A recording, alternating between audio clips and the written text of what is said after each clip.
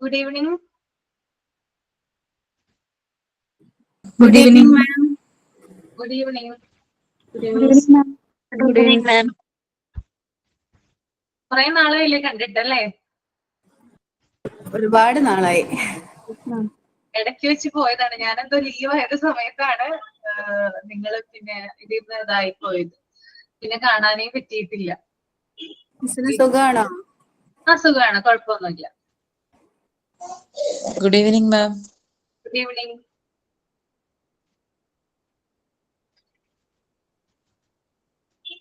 Okay, എവിടം വരെയായിരുന്നു ഞാനന്ന് എടുത്തിരുന്നേ? ഞാൻ വെറുതെ ജസ്റ്റ് ചോദിച്ചാണ്, കാരണം ഞാൻ ആദ്യം തൊട്ടന്നെ ഒന്നുകൂടി ബ്രീഫായിട്ട് പറയൂ കേട്ടോ, അല്ലെങ്കിൽ അതൊരു എന്താ പറയാ പകുതിക്ക് വെച്ച് പറയുന്നത് പോലെ ആയിരിക്കും. ഞാൻ എവിടം വരെയാണ് എടുത്ത് നിർത്തിയത് നിങ്ങൾക്ക് അറിയാമോ? എനിക്ക് തോന്നുന്നു സെമിനാർ തന്നിരുന്നു. സെമിനാർ ടോപ്പിക്സ് തന്നിട്ട് നമ്മൾ കുറച്ചിങ്ങനെ എടുക്കാനായിട്ട് നമ്മളിങ്ങനെ പ്രിപ്പയർ ചെയ്തുകൊണ്ടിരുന്നപ്പോഴാണ് ഇത് മിസ്സായത്. ക്ലാസ് സ്റ്റോപ്പ് ആയത്. അതെ അതെ. സാരില്ല, ഞാൻ ആദ്യം തൊട്ട് തന്നെ എടുക്കാം. അതല്ലേ നല്ലത്? കുറച്ചും കൂടി അതെ അതെ. അഡീഷണൽ ആയിട്ടുള്ള പോയിന്റ് ഉണ്ടെങ്കിൽ അത് നിങ്ങൾ എഴുതിയെടുക്കുക. അത് കുറച്ച് കാര്യങ്ങൾ ഞാൻ പറയാത്തത് ഉണ്ടാകാം, അപ്പൊ അതുകൂടി ഒന്ന് നോട്ട് ചെയ്യാം. പിന്നെ അടുത്ത ക്ലാസ് തുടങ്ങി, അപ്പൊ അതിനെ തന്നെ അത് പറയാലോ. സതീഷ് ടീച്ചർ നിങ്ങളോട് പറഞ്ഞിട്ടുണ്ടെന്ന് വിചാരിക്കുന്നു. അടുത്ത ക്ലാസ് തുടങ്ങി, അരമണിക്കൂർ ക്ലാസ്സും അരമണിക്കൂർ സെമിനാറും ആയിരിക്കും ഉണ്ടായിരിക്കുക കേട്ടോ. പറഞ്ഞോ? ടീച്ചർ പറഞ്ഞായിരുന്നോ? പറഞ്ഞു. ഓക്കെ. പിന്നെ അതുപോലെ തന്നെ 5 മിനിറ്റ് വെച്ചിട്ടാണ് സെമിനാർ നമ്മൾ കണ്ടക്ട് ചെയ്യുക. 5 പേരെങ്കിലും അരമണിക്കൂറിനുള്ളിൽ സെമിനാർ എടുത്തിരിക്കണം. ഇപ്പൊ ഷോർട്ടായിട്ടൊന്ന് പറഞ്ഞു നിർത്തിയാൽ മതി കേട്ടോ. ആ ഒരു രീതിയിൽ 5 മിനിറ്റും കൊണ്ട് നമ്മൾക്ക് പ്രസന്റ് ചെയ്യുന്ന രീതിയിൽ നിങ്ങളത് ശരിയാക്കുക, പ്രിപ്പയർ ചെയ്യാം. ഓക്കെ. പിന്നെ അതുപോലെ തന്നെ കഴിഞ്ഞ ക്ലാസ്സിൽ എത്ര പേരാണ് സെമിനാർ കണ്ടക്ട് ചെയ്തത്? എന്റെ ക്ലാസ്സിൽ ആരെങ്കിലും ഉണ്ട് ഇതിനകത്ത്? പ്രിപ്പയർ ചെയ്തെന്നേ ഉള്ളെന്ന് തോന്നുന്നു മാം. കണ്ടക്ട് ചെയ്തോന്ന് ഓർമ്മ കിട്ടുന്നില്ല. ചെയ്തിട്ടില്ല അല്ലെ നിങ്ങള്? എനിക്ക് തോന്നുന്നത് MT1 MT5 വരെയുള്ള ബാച്ചിലെ കുട്ടികളാണെന്ന് തോന്നുന്നു പ്രസന്റ് ചെയ്തത്. അപ്പൊ അറിയാലോ സെമിനാറിന്റെ ഇമ്പോർട്ടൻസ് നിങ്ങൾക്ക് അറിയാലോ. 100 മാർക്കാണ് ടോട്ടൽ ഉണ്ടാവുക. അതിലാണ് നിങ്ങൾക്ക് മാർക്ക് തരിക കേട്ടോ. അപ്പൊ പ്രിപ്പയർ ചെയ്തത് കണ്ടക്ട് ചെയ്യുന്നത് പോലെ ഇരിക്കും മാർക്ക് നിങ്ങൾക്ക് കിട്ടുന്നത്. അപ്പൊ അതിനനുസരിച്ചുള്ള രീതിയിൽ ചെയ്യാം. ഓക്കെ. അപ്പൊ ആരും തന്നെ ഇല്ലല്ലോ. ഞാനത് ചോദിക്കാൻ കാരണം ആരെങ്കിലും ചെയ്തിട്ടുണ്ടെങ്കിൽ അത് ഒന്നുകൂടി ചെയ്യാൻ വേണ്ടിയിട്ടാണ്. കാരണം മാർക്ക് പുതുതായിട്ട് ഇടാൻ വേണ്ടിയിട്ടാണ് ചോദിച്ചത് കേട്ടോ. ഓക്കെ. അപ്പൊ ആരെങ്കിലും ഉണ്ടെങ്കിൽ പറയും. കയറാത്തവർ ആരെങ്കിലും ഉണ്ടെങ്കിൽ നിങ്ങളൊന്ന് ഗ്രൂപ്പിൽ ഷെയർ ചെയ്യാം. ആരെങ്കിലും ഉണ്ടോന്നൊന്ന് ചോദിക്കുക, എന്റെ ക്ലാസ്സിൽ പ്രസന്റ് ചെയ്തവർ കേട്ടോ. ഓക്കെ.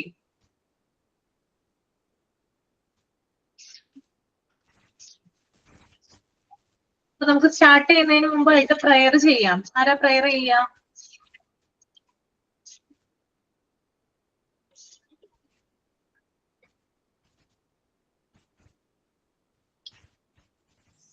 ചൊല്ലട്ടെ മാം. ഞാൻ ചൊല്ലാം. Okay. Thank you for the world so sweet. Thank you for the food we eat.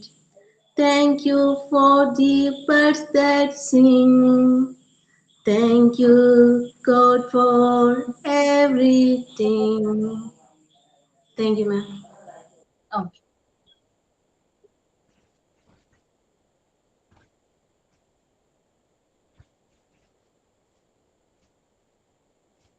ഇപ്പൊ യൂണിറ്റ് 3 ആണ്. കുറച്ച് കാര്യങ്ങളൊക്കെ നിങ്ങൾക്ക് അറിയാം, എന്നാലും ഒന്ന് നിങ്ങൾ വായിക്കുക കേട്ടോ. ആദ്യം ചിലപ്പോൾ മറന്നു പോയിട്ടുണ്ടാവും ടച്ച് ഇല്ലാത്തതുകൊണ്ട്. അപ്പൊ ഒന്ന് ഒരു 2 മിനിറ്റ് എടുത്തൊന്ന് റീഡ് ചെയ്യാം കേട്ടോ.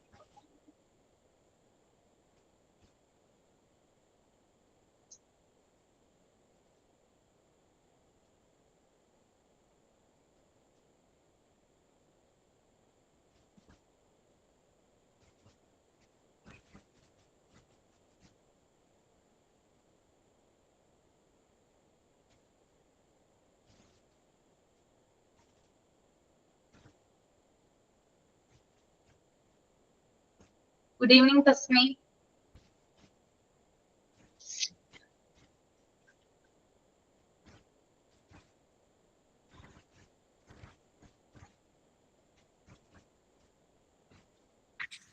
Good evening, ma'am.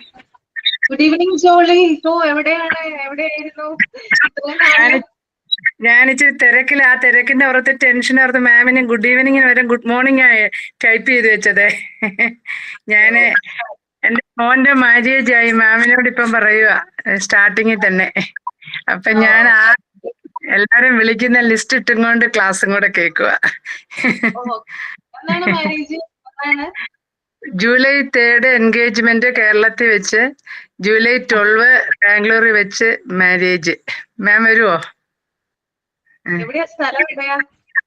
Kottarakkara Valakom ഞങ്ങളുടെ സ്ഥലം. എൻഗേജ്മെന്റ് നടത്തുന്നത് ബാംഗ്ലൂരില്. കൊച്ചിന്റെ സ്ഥലം, അവളുടെ സ്ഥലം കേരളവാ, കുണ്ട്ര. എന്റെ ഹസ്ബൻഡിന്റെ സ്ഥലം, അവരുടെ പപ്പയുടെ സ്ഥലം. എന്റെ സ്ഥലം കൊട്ടാരക്കരയാണ്, അവളുടെ മമ്മിയുടെ സ്ഥലം. പക്ഷെ അവിടെ പപ്പായ്ക്ക് അവിടെ ജോലി ആയതുകൊണ്ട് അവിടെ സെറ്റിലായി. അവര് പിള്ളേർ ജനിച്ചതും വളർന്നതും പഠിച്ചതും ഒക്കെ അവിടെ. ഞങ്ങളുടെ ഞങ്ങൾക്ക് എല്ലാവർക്കും ലീവ് എടുക്കാൻ ബുദ്ധിമുട്ട് കൂടുതൽ ഉണ്ടായതുകൊണ്ട് എന്റെ കൊച്ചുമോന്റെ, വല്യമോന്റെ, എന്റെ ഹസ്ബൻഡിന്റെ, അവരുടെ പപ്പയുടെ, മോടെ എല്ലാവർക്കും ലീവിന്റെ കാര്യം ഞങ്ങൾ എല്ലാവരും കൂടെ ഒരു തീരുമാനത്തിലെത്തി. ഒന്ന് നാട്ടിലും ഒന്ന് അവിടെയും വെച്ച് നടത്താമെന്ന്. അപ്പൊ കുറച്ച് ലീവ് എടുത്താൽ മതിയല്ലോ, അല്ലേ കൂടുതൽ നാൾ വന്ന് നാട്ടിൽ നിൽക്കാനെ കൊണ്ട് സെറ്റിൽ ചെയ്യാൻ പ്രയാസമല്ലേ, എല്ലാവർക്കും ലീവ് വേണ്ടേ.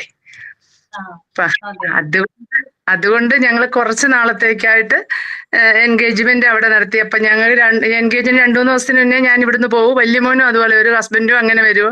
അവരും അതുപോലെ തന്നെ കൊണ്ടുപോയി അവരുടെ വീട്ടിലോട്ട് 2 ദിവസത്തിന് മുന്നേ വരും. എൻഗേജ് കഴിഞ്ഞ് അവരവരുടെ വീട്ടിൽ ജോലി സ്ഥലത്ത് പോയി അവിടെ കല്യാണം നടത്തിയാൽ മതിയല്ലോ. ഞങ്ങൾക്ക് ഇവിടുന്ന് ബാംഗ്ലൂർ പോകാൻ എളുപ്പം ഒരു ഫ്ലൈറ്റ് കയറിയാൽ പെട്ടെന്ന് എത്തും, പെട്ടെന്ന് തിരിച്ചു വരാം.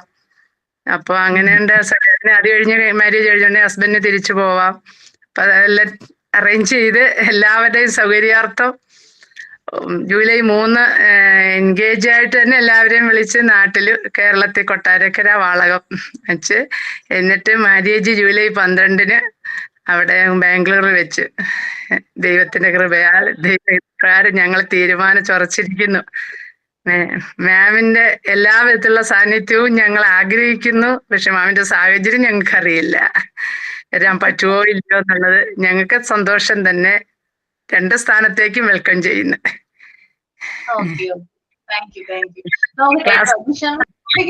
ഷുവറായിട്ട് വന്നേനെ. ഒരാൾ കൂടി ഉണ്ടെങ്കിൽ ഉറപ്പായിട്ട് വന്നേനെ. അല്ലെങ്കിൽ എന്റെ എല്ലാ വിധത്തിലുള്ള ആഗ്രഹങ്ങളും ഉണ്ടാവും. ഇടയ്ക്ക് അതുകൊണ്ട് കുറച്ച് നാളത്തേക്ക് ക്ലാസ്സിന് ഇങ്ങനെ അറ്റൻഡ് ചെയ്ത് ഫോൺ ഓണാക്കി വെച്ചിട്ട് എല്ലാ കാര്യവും നടക്കണ്ടേ.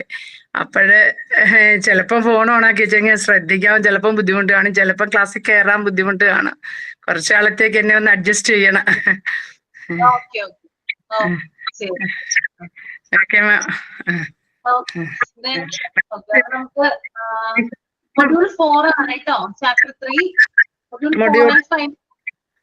4 ചാപ്റ്റർ എടുക്കുന്നത്. നമ്മൾ എടുത്ത കാര്യം തന്നെയാണ്, അതൊന്നും കൂടി പറഞ്ഞിട്ടാണ് നമ്മൾ കണ്ടിന്യൂ ചെയ്യുക. കാരണം ഗ്യാപ്പ് വന്നല്ലോ കുറെ നാളത്തെ. ഞാൻ ക്ലാസ്സിൽ കയറിയില്ലെങ്കിലും ടൈം കിട്ടുമ്പോ ഞാൻ പഠിച്ചോളാം.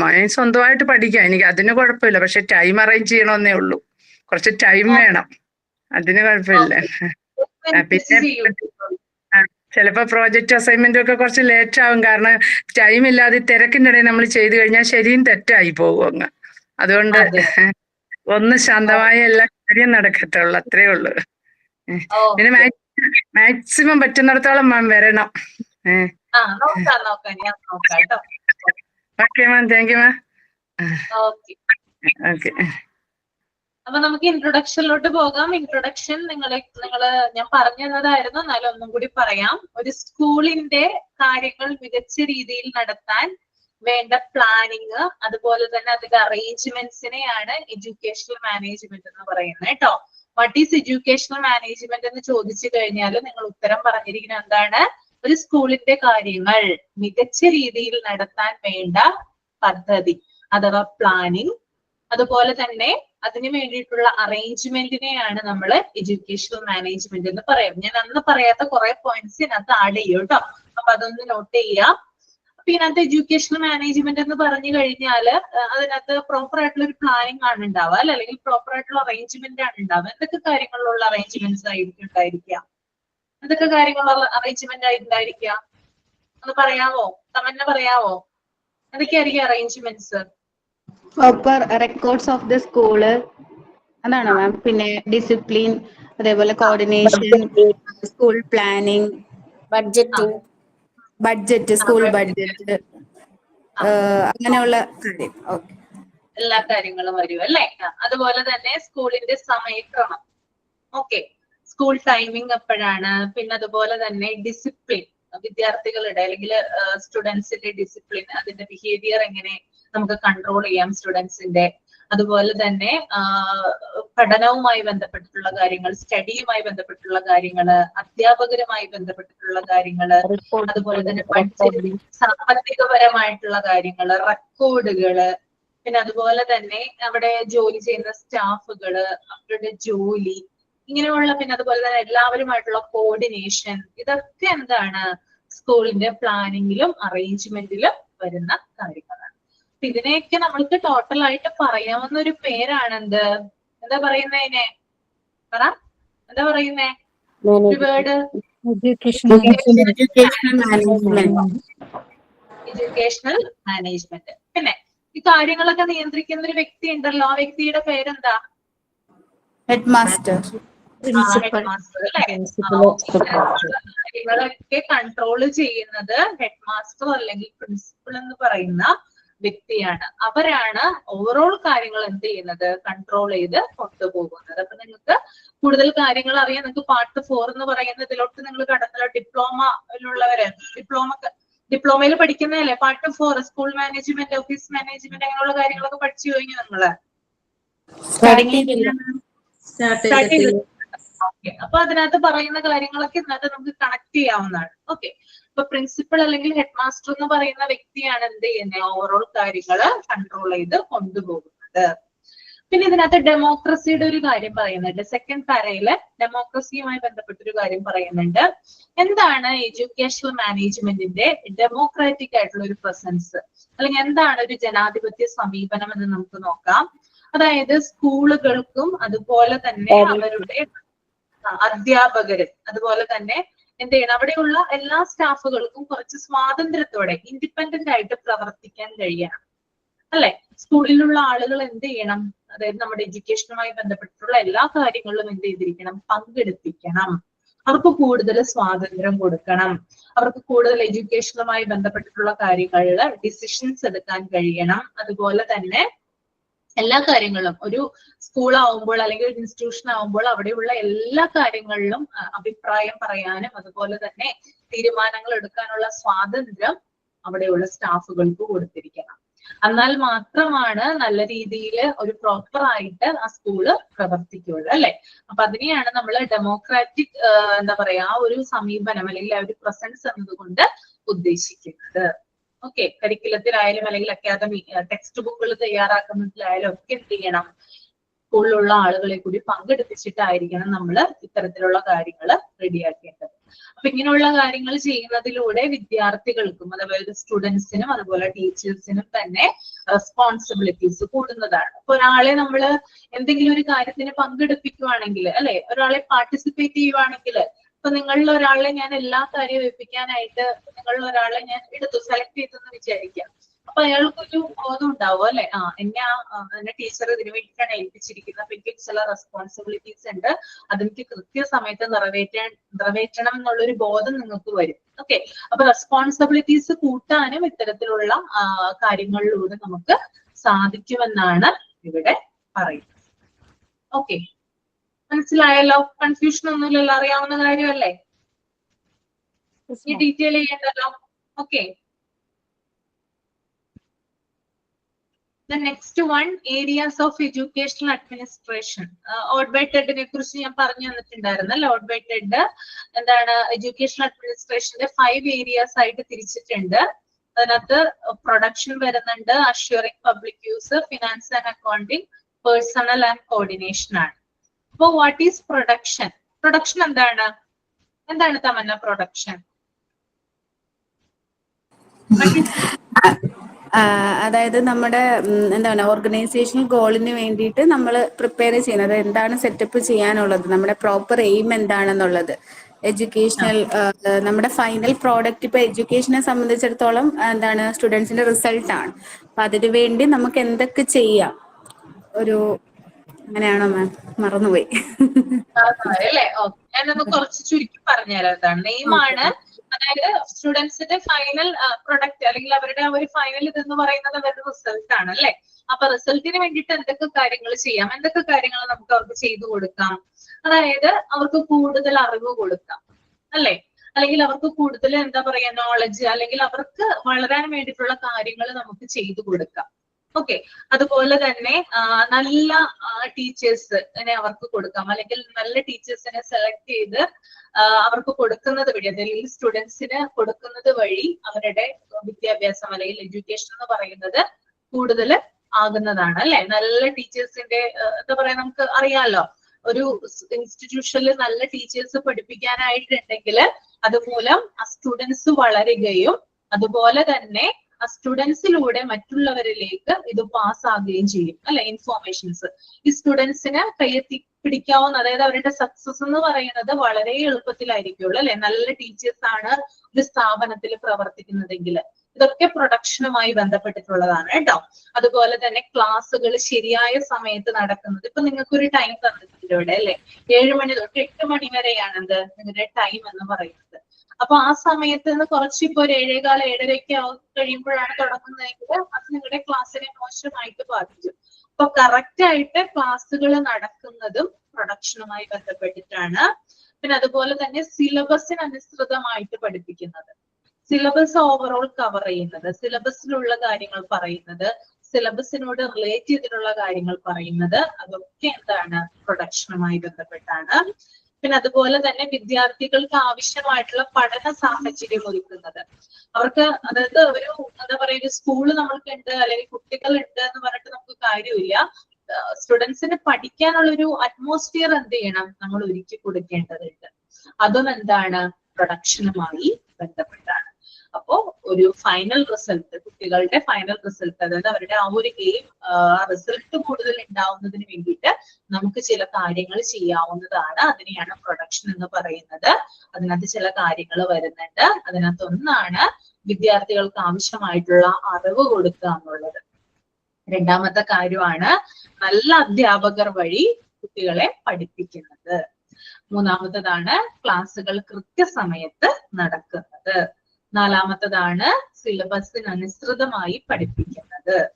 ദെൻ ലാസ്റ്റ് വൺ ഈസ് വിദ്യാർത്ഥികൾക്ക് ആവശ്യമായിട്ടുള്ള പഠന സാഹചര്യങ്ങൾ ഒരുക്കി കൊടുക്കുന്നത്. ഇതൊക്കെ എന്തുമായിട്ട് റിലേറ്റഡ് ആണ്?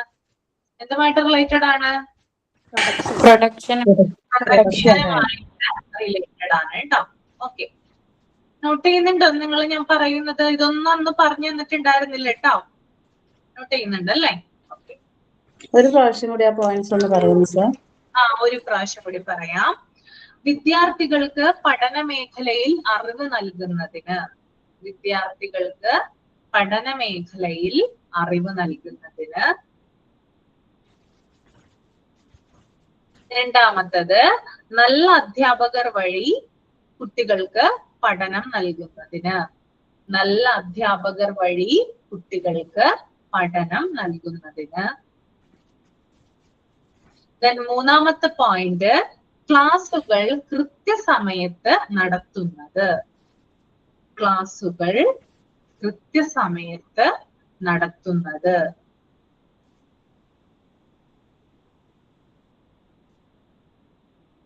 ദെൻ അടുത്ത പോയിന്റ് സിലബസിന് അനുസൃതമായി പഠിപ്പിക്കുന്നത്, സിലബസിന് അനുസൃതമായി പഠിപ്പിക്കുന്നത്. ഓക്കെ, ദെൻ ലാസ്റ്റ് വൺ വിദ്യാർത്ഥികൾക്ക് ആവശ്യമായ പഠന സാഹചര്യം ഒരുക്കുന്നത്, വിദ്യാർത്ഥികൾക്ക് ആവശ്യമായ പഠന സാഹചര്യം ഒരുക്കുന്നത്. ഓക്കെ അല്ലേ? Okay. Okay, then next one assuring public use ആണ്. എന്താണ് Safiya Zubaira assuring public use?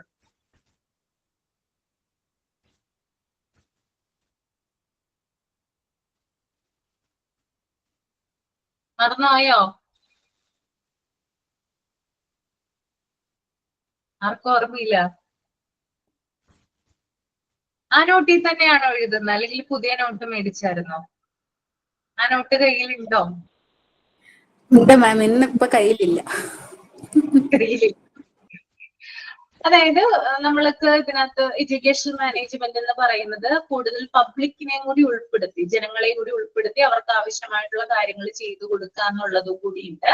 അതുപോലെ തന്നെ കുട്ടികളുടെ കാര്യങ്ങൾ, ചില കാര്യങ്ങൾ നമ്മൾ ചെക്ക് ചെയ്യുന്നതുമായി ബന്ധപ്പെട്ടും നമ്മൾക്ക് എന്ത് പറയാം, അഷ്വറിംഗ് പബ്ലിക് യൂസിനെ റിലേറ്റ് ചെയ്യാം. അപ്പൊ ഞാൻ പറഞ്ഞുതരാം എന്തൊക്കെ കാര്യങ്ങളാണെന്ന്. എക്സാമ്പിൾ എന്തൊക്കെയാണ് വരുന്നത് നമുക്ക് നോക്കാം അല്ലെ. അപ്പൊ ആദ്യത്തെ പോയിന്റിൽ വരുന്നത് സ്കൂളിന്റെ പാഠ്യപ്രവർത്തനങ്ങൾ നല്ല നിലവാരത്തിൽ തുടരുന്നത് ഉറപ്പാക്കുന്നതിനെയാണ് അഷ്വറിംഗ് പബ്ലിക് യൂസ് എന്ന് പറയുന്നത്.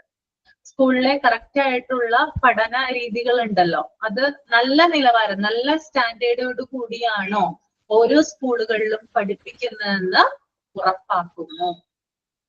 ഓക്കെ, അപ്പൊ നല്ല നിലവാരത്തോടു കൂടിയാണ്, അല്ലെങ്കിൽ നല്ല സ്റ്റാൻഡേർഡോട് കൂടിയാണ് എല്ലാ സ്കൂളുകളും പഠിപ്പിക്കുന്നതെന്ന് ഉറപ്പാക്കുന്നതിനെ നമ്മൾ എന്ത് പറയുന്നു, അഷ്വറിംഗ് പബ്ലിക് യൂസ് എന്ന് പറയുന്നു.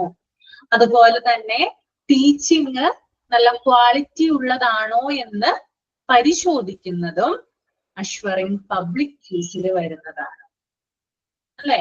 ടീച്ചേഴ്സ് പഠിപ്പിക്കുന്ന കാര്യങ്ങൾ ക്വാളിറ്റി ഉള്ളതാണെന്ന് ചെക്ക് ചെയ്യണ്ടേ? വെറുതെ വാരി വലിച്ചു പറഞ്ഞാൽ മതിയോ? ഉള്ള കാര്യങ്ങളല്ലേ പറയാൻ പറ്റൂ. അങ്ങനെയാണോ? ആണോ അല്ലയോ? ക്വാളിറ്റി നോക്കണ്ടേ ടീച്ചേഴ്സിന്റെ പഠിപ്പിക്കുമ്പോ? വേണം അല്ലെ. അപ്പോ ടീച്ചിങ് ക്വാളിറ്റി ഉള്ളതാണോ എന്ന് പരിശോധിക്കുക, അതും അഷ്വറിംഗ് പബ്ലിക് യൂസിൽ വരുന്നതാണ്.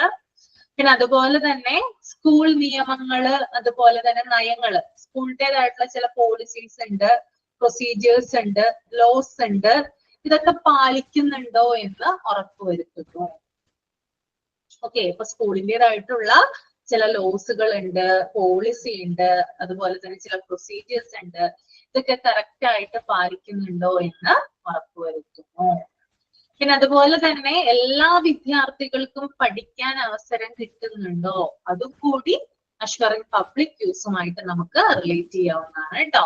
എല്ലാ കുട്ടികൾക്കും പഠിക്കണോ അല്ലെ? നമുക്കറിയാം 6 തുടങ്ങി 14 വയസ്സ് വരെയുള്ള കുട്ടികൾക്ക് നിർബന്ധിതവും സൗജന്യവുമായ വിദ്യാഭ്യാസമാണ് നമ്മുടെ ഗവൺമെന്റ് പ്രൊവൈഡ് ചെയ്യുന്നത് അല്ലെ. ഇത് കൊടുത്തില്ലെങ്കിൽ എന്ത് ചെയ്യും? എന്താ പറ്റുക? അമ്മയച്ഛനും ജയിലിൽ പോവും അല്ലെ, അങ്ങനെയല്ലേ? ആണല്ലേ. ഓക്കെ, അപ്പോ എന്താണ്, എല്ലാ വിദ്യാർത്ഥികൾക്കും എന്താണ്, അവർക്ക് പഠിക്കാൻ അവസരം കിട്ടുന്നുണ്ടോ എന്ന് ഉറപ്പ് വരുത്തണം. അതുപോലെ തന്നെ സ്കൂളിന്റെ ഒബ്ജക്റ്റുകൾ നടപ്പാക്കുന്നുണ്ടോ എന്ന് ഉറപ്പുവരുത്തണം. എല്ലാ സ്കൂളുകൾക്കും പൊതുവായിട്ടുള്ള ഒരു ഒബ്ജക്റ്റ് എന്ന് പറയുന്നത് നല്ല രീതിയിലുള്ള വിദ്യാഭ്യാസം സ്റ്റുഡൻസിന് കൊടുക്കുക എന്നുള്ളതാണ് എല്ലാ സ്കൂളുകളും ഫോളോ ചെയ്യുന്ന കാര്യം. ഓക്കെ, ഇനി ചില സ്കൂളുകൾ അവരുടേതായിട്ടുള്ള പ്രയോറിറ്റികൾ ചിലപ്പോൾ സെലക്ട് ചെയ്യാറുണ്ട്, കുറച്ചുകൂടി വേറെ ഏതെങ്കിലും കാര്യങ്ങൾക്ക് അവർ മുൻതൂക്കം കൊടുക്കാറുണ്ട്. ഇപ്പൊ ഫോർ എക്സാമ്പിൾ സ്പോർട്സ് സ്കൂള് അല്ലെ, അവര് സ്പോർട്സിനാണ് കൂടുതൽ ഇമ്പോർട്ടൻസ് കൊടുക്കുന്നത്. അപ്പോൾ എല്ലാ സ്കൂളുകൾക്കും പൊതുവായിട്ടുള്ള ഒരു ഒബ്ജക്റ്റ് എന്ന് പറയുന്നത് ഓൾമോസ്റ്റ് എല്ലാ സ്കൂളുകൾക്കും എഡ്യൂക്കേഷൻ തന്നെയാണ്, സ്റ്റുഡൻസിന് നല്ല രീതിയിലുള്ള റിസൾട്ട് ഉണ്ടാക്കുക എന്നുള്ളതാണ്. എന്നാൽ ചില സ്കൂളുകൾ മാത്രം ചില ആക്ടിവിറ്റീസിന് കൂടുതൽ ഇമ്പോർട്ടൻസ് കൊടുക്കുന്നുണ്ട്. അപ്പോൾ ഓരോ സ്കൂളുകൾക്കും അവരുടേതായിട്ടുള്ള ഒബ്ജക്റ്റീവ്സ് ഉണ്ടെങ്കിൽ ആ ഒബ്ജക്റ്റീവ്സ് നടപ്പാക്കുന്നുണ്ടോ എന്ന് ഉറപ്പുവരുത്തണം. ഓക്കെ, ഒബ്ജക്റ്റീവ്സ് ഓരോ സ്കൂളിനുമുള്ള ഒബ്ജക്റ്റീവ്സ് നടപ്പാക്കുന്നുണ്ടോ എന്ന് എന്ത് ചെയ്യണം, ഉറപ്പുവരുത്തേണ്ടതുണ്ട്. പിന്നെ അതുപോലെ തന്നെ ഇതിന് നമുക്ക് ഒരു സിമ്പിൾ എക്സാമ്പിൾ ആയിട്ട് പറയാവുന്നതാണ്, ഹെഡ് മാസ്റ്റർ ക്ലാസ്സുകള് സാധാരണ പോലെ നടക്കുന്നുണ്ടോ എന്ന് ചെക്ക് ചെയ്യുന്നത് അഷ്വറിംഗ് പബ്ലിക് യൂസുമായിട്ട് നമുക്ക് റിലേറ്റ് ചെയ്യാവുന്നതാണ്. ഹെഡ് മാസ്റ്റർ വന്ന ക്ലാസ് റൂമിൽ നോക്കുന്നത് നിങ്ങൾ കണ്ടിട്ടുണ്ടാവുമല്ലോ. പഠിപ്പിക്കുന്ന സമയത്ത് ചെറിയ ക്ലാസ്സിലൊക്കെ ഒരു വടിയും പിടിച്ചിട്ട് ഹെഡ് മാസ്റ്റർ വരുമല്ലോ, എന്നിട്ട് ഇങ്ങനെ നോക്കും, ക്ലാസ്സിന്റെ ഇങ്ങനെ പുറത്തുനിന്ന് നോക്കും, കുട്ടികളെയും നോക്കും ടീച്ചറിനെയും നോക്കും. എന്തിനാ നോക്കുന്നേ? നല്ലോണം പഠിപ്പിക്കുന്നുണ്ടോ, കുട്ടികൾ ശ്രദ്ധിക്കുന്നുണ്ടോ, കുട്ടികൾ അടങ്ങിയിരിക്കുന്നുണ്ടോ അവരുടെ മുമ്പിൽ, ഇങ്ങനെയുള്ള കാര്യങ്ങൾ നോക്കാനാണ് അവർ ചെക്ക് ചെയ്യാൻ വരുന്നത് അല്ലെ. അപ്പൊ അങ്ങനെയുള്ള പരിശോധനകളും എന്തിന്റെ ഭാഗമായിട്ടുള്ളതാണ്, അഷ്വറിംഗ് പബ്ലിക് യൂസുമായി ബന്ധപ്പെട്ടിട്ടുള്ളതാണ് കേട്ടോ. പിന്നെ അതുപോലെ തന്നെ ലൈബ്രറികള്, ലാബുകള്, പ്ലേ ഗ്രൗണ്ട് തുടങ്ങിയവ യൂസ് ചെയ്യാൻ വിദ്യാർത്ഥികളെ ഒരുക്കുക. അതായത് കുട്ടികൾക്ക് കൂടുതൽ സാഹചര്യങ്ങൾ ഒരുക്കി കൊടുക്കുക. ബുക്ക് വായിക്കാൻ ലൈബ്രറി കൊടുക്കുക, അതുപോലെ തന്നെ എന്തെങ്കിലും എക്സ്പെരിമെന്റ് ചെയ്യാൻ ലാബ് ഒരുക്കി കൊടുക്കുക, കളിക്കാനായിട്ട് പ്ലേ ഗ്രൗണ്ട് കൊടുക്കുക. ഇതൊക്കെ എന്തുമായി ബന്ധപ്പെട്ടതാണ്? അഷ്വറിംഗ് പബ്ലിക് യൂസുമായിട്ട് ബന്ധപ്പെട്ടത്. ഓക്കെ. പിന്നെ അതുപോലെ തന്നെ രക്ഷിതാക്കളെ സ്കൂൾ പ്രവർത്തനങ്ങളിൽ ഉൾപ്പെടുത്തുക. എങ്ങനെയാണ് രക്ഷിതാക്കളെ സ്കൂൾ പ്രവർത്തനങ്ങളിൽ ഉൾപ്പെടുത്തുന്നത്? ഫോർ എക്സാമ്പിൾ, ഇപ്പോ ഈ അടുത്താണ് പ്രവേശനോത്സവം നടന്നത് അല്ലെ? അതിനകത്ത് രക്ഷിതാക്കളുടെ ഒരു സംഭാവന ഉണ്ട്, ഒരു കോൺട്രിബ്യൂഷൻ ഉണ്ട് അല്ലെ? പച്ചക്കറി അരിക ചെയ്യുന്നത് രക്ഷിതാക്കളാണോ? സ്റ്റാഫുകൾ ചെയ്യാറുണ്ട് അവിടുത്തെ. എന്നാലും കൂടുതൽ ഇങ്ങനെയുള്ള കാര്യങ്ങളിൽ രക്ഷിതാക്കൾ, പാരന്റ്സ് ഇടപെടാറുണ്ടോ? വെജിറ്റബിൾസ് ഒക്കെ കട്ട് ചെയ്യാനായിട്ട് കണ്ടിട്ടുണ്ടോ നിങ്ങൾ? അങ്ങനെ കണ്ടിട്ടുണ്ട് അല്ലെ? ഓക്കെ. അതുപോലെ തന്നെ ഓരോ പ്രവർത്തനങ്ങൾ സ്കൂളിൻ്റെതായിട്ടുള്ള ചില കാര്യങ്ങളിലൊക്കെ എന്ത് ചെയ്യാറുണ്ട്? പാരന്റ്സിനെ ഉൾപ്പെടുത്താറുണ്ട്. അപ്പൊ അതും എന്തുമായി ബന്ധപ്പെട്ടതാണ്? അഷ്വറിംഗ് പബ്ലിക് യൂസുമായി ബന്ധപ്പെട്ടതാണ്. ഓക്കെ, ദാറ്റ് ഈസ് അത് ഇത്രേ ഉള്ളൂ കേട്ടോ. അഷ്വറിംഗ് പബ്ലിക് യൂസ് മനസ്സിലായോ? ഓക്കെ, ക്ലിയർ ആണ്. ഓക്കെ, then അടുത്തത് നമുക്ക് ഈസി ആയിട്ട് പറയാൻ പറ്റും ഫിനാൻസ് ആൻഡ് അക്കൗണ്ടിങ്. എന്താണ് ഫിനാൻസ് ആൻഡ് അക്കൗണ്ടിങ്? സ്കൂള് പ്രവർത്തിക്കണമെങ്കിൽ ഫണ്ട് വേണം. സ്കൂൾ പ്രവർത്തിക്കുന്നതിന് എന്ത് വേണം? നമ്മൾ എല്ലാവരും പ്രവർത്തിക്കുന്നതിന് എന്താ വേണ്ടത്? സ്കൂള് പ്രവർത്തിക്കുന്നതിന് മാത്രമാണോ? പണം വേണം അല്ലെ? പണം ഉണ്ടെങ്കിലാണ് നമുക്ക് എന്തെങ്കിലും ചെയ്യാൻ പറ്റുള്ളൂ അല്ലെ? അല്ലെ, പണത്തിന്റെ പ്രാധാന്യം വലുതാണ് അല്ലെ? ഭയങ്കരമായിട്ട് പണമൊന്നും വേണ്ട, എന്നാലും അത്യാവശ്യം ജീവിച്ചു പോവാനായിട്ട് പണം വേണം. മരിച്ചു പോകുമ്പോൾ നമ്മൾ പണം ആരും കൊണ്ടുപോകുന്നില്ല, എന്നാലും ഭൂമിയിൽ ജീവിക്കാൻ പണം ആവശ്യമാണ് അല്ലെ? അപ്പോ ഈ ഒരു മണിയുമായി ബന്ധപ്പെട്ട് നമുക്ക് നോക്കാവുന്നതാണ് ഫിനാൻസ് ആൻഡ് അക്കൗണ്ടിങ്. അത് എങ്ങനെയാണ് സ്കൂളുകളിൽ വരുന്നത് നമുക്ക് നോക്കാം. ഇവിടെ മെയിൻ ആയിട്ട് പറയുന്ന കാര്യം എന്ന് പറഞ്ഞാൽ ഫിനാൻസ് എന്ന് പറയുന്നത് സ്കൂളിന്റെ പണവും അതിന്റെ വിനിയോഗവുമാണ്. അതായത് സ്കൂളിന്റെ പണം, സ്കൂളിലെ മണി, അതെങ്ങനെ യൂസ് ചെയ്യുന്നു, ദാറ്റ് ഈസ് ഫിനാൻസ്. ഓക്കെ, സ്കൂളിലെ ഫിനാൻസ് എന്നതുകൊണ്ട് ഉദ്ദേശിക്കുന്നത് എന്താണ്?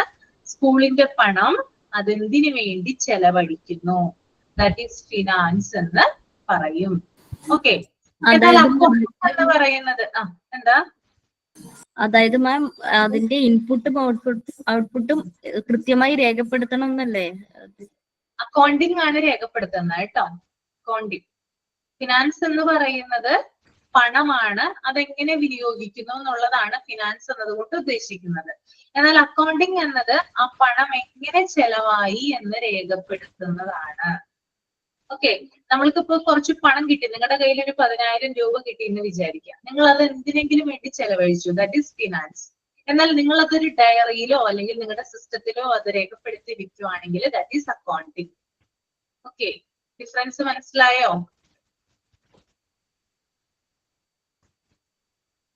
ക്ലിയർ ആയി? ഓക്കെ, അപ്പോ ഞാനിപ്പോ പറഞ്ഞത്, അതായത് ഇപ്പൊ ഒന്നുകൂടി എക്സാമ്പിൾ സഹിതം പറയുവാണെങ്കിൽ, എവിടെ നിന്നാണ് നമുക്ക് പണം ലഭിക്കുന്നത്, എങ്ങനെയാണ് ആ പണം വിനിയോഗിക്കുന്നത്, ദാറ്റ് ഈസ് ഫിനാൻസ്. ഓക്കെ, നമുക്ക് പല തരത്തിൽ നിന്ന് നമുക്ക് സ്കൂളിന് പണം ലഭിക്കാം അല്ലെ? ഇപ്പൊ ഗവൺമെന്റ് ഗ്രാൻഡ് ആയിട്ട് നമുക്ക് സ്കൂളിൽ നിന്ന് പണം കിട്ടാം, അതുപോലെ തന്നെ മറ്റു ചില അതോറിറ്റികൾ വഴി നമുക്ക് പണം കിട്ടാം. അങ്ങനെ പല രീതിയിൽ എന്ത് ചെയ്യാം, സ്കൂളിന് പണം കിട്ടാം. ഇനി അത് ഏതിനൊക്കെ വേണ്ടിയിട്ടാണ് ഉപയോഗിക്കുന്നത്? ചിലപ്പോൾ അത് സ്കൂളിന്റെ ബിൽഡിംഗ് മെയിൻ്റനൻസിന് വേണ്ടിയിട്ടായിരിക്കും ഉപയോഗിക്കുന്നത്, അല്ലെങ്കിൽ സ്റ്റാഫുകളുടെ ടീച്ചേഴ്സിന്റെ സാലറി കൊടുക്കുന്നതിന് വേണ്ടിയിട്ടായിരിക്കും ഉപയോഗിക്കുന്നത്. അതൊക്കെ നമുക്ക് ഫിനാൻസ് ആയിട്ട് പറയാം.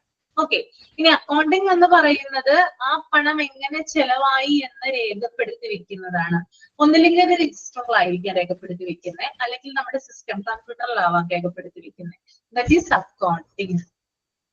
ഓക്കെ, ഇപ്പോ ചില പ്രധാനപ്പെട്ട സ്ഥാപനങ്ങളിലൊക്കെ അക്കൗണ്ടന്റുകൾ വരാറുണ്ട് അല്ലെ? എന്തിനാണ് അക്കൗണ്ടന്റുകൾ വരുന്നത് സ്ഥാപനങ്ങളിൽ? അക്കൗണ്ടന്റ് പ്രോപ്പർ കണക്കും കാര്യങ്ങളും അല്ലെ, ആ മാസം എത്ര വരവ് ചെലവ് നടത്തിയിട്ടുണ്ട് എന്നുള്ള പ്രോപ്പർ ആയിട്ടുള്ളൊരു കണക്ക് രേഖപ്പെടുത്താനായിട്ട്. അദ്ദേഹമാണ് വന്ന് രേഖപ്പെടുത്തുന്നത് അല്ലെ ടോട്ടൽ ആയിട്ടുള്ള. അതായത് ഒരു സ്ഥാപനം ഇത്ര 1 കോടി രൂപ ചെലവഴിച്ചിട്ടുണ്ട്, എന്തിനു വേണ്ടിയിട്ടാണ് ചെലവഴിച്ചതെന്നൊക്കെ അവർ എഴുതി വെച്ചിട്ടുണ്ടാവും, ആ സ്ഥാപനം എഴുതി വെച്ചിട്ടുണ്ടാവും. പക്ഷെ പ്രോപ്പർ ആയിട്ട് അക്കൗണ്ടിങ് നടക്കുക, അക്കൗണ്ടന്റ് വന്നത് ക്രോസ് ചെക്ക് ചെയ്തതിനു ശേഷമാണ് എന്ത് ചെയ്യുക, പ്രോപ്പർ ഡോക്യുമെന്റേഷൻ ഉണ്ടാവുക. ഓക്കെ, റുമൈസ സെൽഫ് ഫിനാൻസ് സ്കൂളിലെ അക്കൗണ്ടന്റ് ആണോ? ഓക്കെ, ചെയ്യാറുണ്ടോ ഫിനാൻസുമായി ബന്ധപ്പെട്ട കാര്യങ്ങള്, അക്കൗണ്ടിങ്? അത് തന്നെയാണ് എന്റെ ഡ്യൂട്ടി. ഡ്യൂട്ടി ചെയ്യാറുണ്ടല്ലേ? Okay okay. അപ്പൊ ഈ പണം എങ്ങനെ ചെലവായി എന്ന് രേഖപ്പെടുത്തുന്നതിനെയാണ് അക്കൗണ്ടിങ് എന്ന് പറയുന്നത് കേട്ടോ. ഓക്കെ, അപ്പൊ അത് മനസ്സിലായോ നിങ്ങൾക്ക് രണ്ടും തമ്മിലുള്ള വ്യത്യാസം? ഓക്കെ.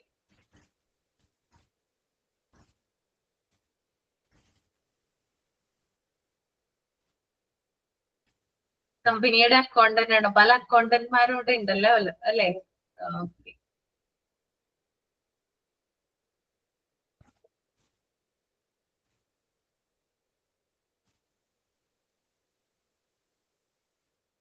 ഇപ്പൊ സ്കൂളിൽ എന്തെങ്കിലും, ഇപ്പൊ സ്കൂളിന്റെ ഞാൻ പറഞ്ഞു ബിൽഡിംഗ് മെയിന്റനൻസ്, അതുപോലെ തന്നെ ടീച്ചേഴ്സിന്റെ സാലറി, ഈ സംഭവങ്ങളൊക്കെ ഫിനാൻസുമായി ബന്ധപ്പെട്ടതാണ് കേട്ടോ.